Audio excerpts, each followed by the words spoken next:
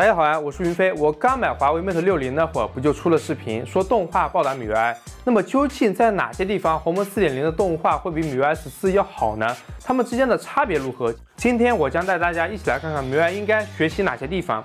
动画做得好，可以给我们明显的反馈，会让我们明显的感知到，这个手机还挺跟手的，这个系统很快。而没有动画的感觉就是傻快，没有连续性。这个最明显的区别就是线性和非线性。生活中任何物体的运动都是非线性的，这样才符合人的直觉。而如何把非线性做好，做得舒服，就很考验系统团队的功力。首先，拿到手机的第一件事情就是解锁，我们都选择官方的锁屏方式。我们先来看开锁的区别。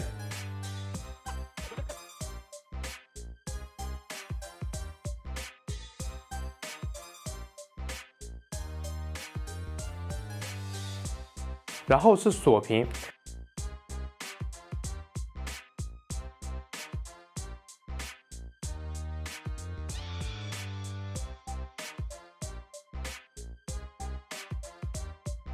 我们再接着来看下拉通知栏，你们觉得谁会更舒服一点呢？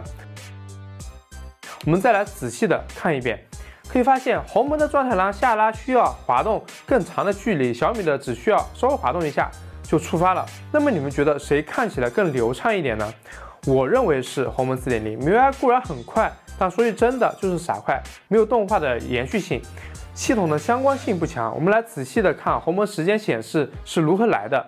它是从上方的时间往下变成这个大时间，而状态栏的这些 APP 图标也有对应的动画消失，上面消失，下面出现，这个逻辑是有连续性的。下方的消息也都有图标的联动。当然，拉动动画这两家都有 ，MIUI 可以滑动切换到控制中心，这点是大家用的非常舒服的一个点。希望鸿蒙也可以跟进一下。MIUI 的动画我是调整到了优雅，但依然还是非常的快。和鸿蒙相比，细节上确实差的有点多。鸿蒙的动画虽然慢，但有连续性，符合视觉上和心理上的预期，不会反直觉。然后就是大家都喜欢的对比，打开应用，打到动画。我们来简单的看一下。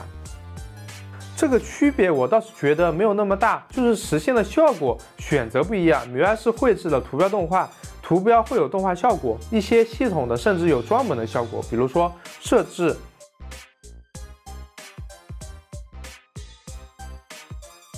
时钟、相册。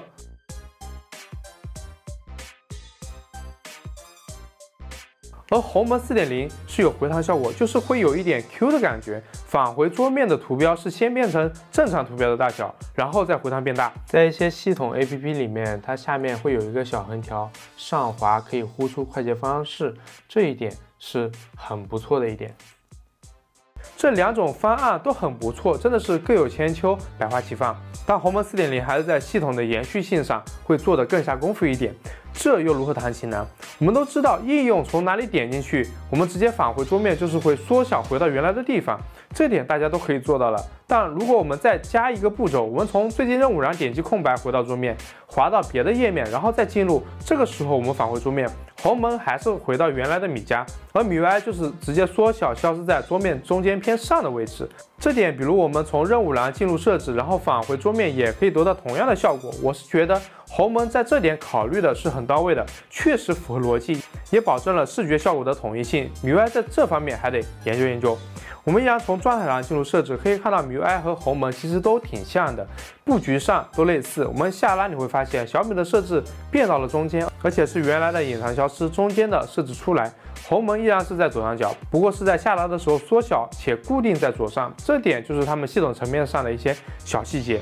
比如我们现在把它们慢慢切换到最近任务栏，你会发现 MIUI 不是单纯的缩小界面，而是做了内容的切割。我们往上滑动的时候，可以看到内容在不断的减少，这一点倒是做的挺用心的。鸿蒙是直接缩小，在这里如果我们玩一会儿，就会发现他们在最近任务栏是做了很多东西的。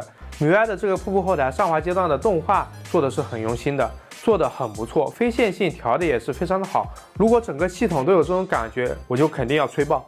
而鸿蒙 4.0 在这里也非常丝滑，小窗和分屏的动画互动效果贼好玩，这两都是我很喜欢的地方。而来到最近任务栏的页面，就还是我第一波视频里面说的，鸿蒙在这一块的交互动画会比MIUI好上很多。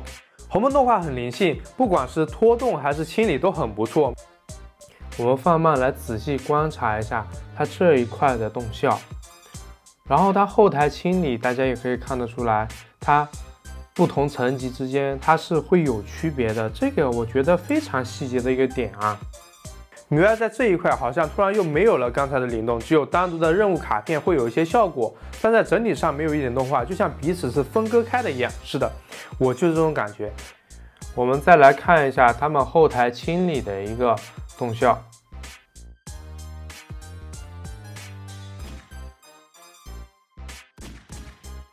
最后就是一些小部件上面的联动了，就比如说倒计时，鸿蒙有音效。并且回到桌面还可以在状态栏显示，点击还可以查看更多，而且你看这个动画效果，我都忍不住想多玩几下。和MIUI只能下拉状态栏才可以查看，且这么大的空间居然只有一个停止功能，很难让我来说它有多好。屏幕录制方面，鸿蒙 4.0 也是一样的操作逻辑，确实会有一点苹果的即视感。不过，虽然华为的这个操作非常不错，但貌似没有设置的地方只有开始录屏，这点还是小米设置多，给了我们足够多的选择，清晰度什么的。而鸿蒙的录屏清晰度也不是原生分辨率，而是高清的592×1280，这点我是只能用小米了。像这样的细节，鸿蒙和MIUI里面有很多，我只拿了一小部分，大家会明显感知到的。来给大家讲，整个对比下来，你可以说说你的看法。在我看来，鸿蒙的动画确实是会比MIUI的好上不少。当然，MIUI的功能性在这次的对比里面，我们也可以感觉出来，MIUI给我们足够多的选择性，而鸿蒙只是给了你一个选择，你用就好了。这点鸿蒙和苹果是类似的，而MIUI的功能性恰好是我们喜欢它的地方，但在细节动画上确实还可以再努力。不是快就是流畅。MIUI 的动画效果是很快，但太快了，以至于眼睛都观察不到这个是如何交互的，就少了点舒服的感觉。希望MIUI加油，也希望鸿蒙越来越好。我是云飞，请务必点赞、投币支持。那我们下期视频再见。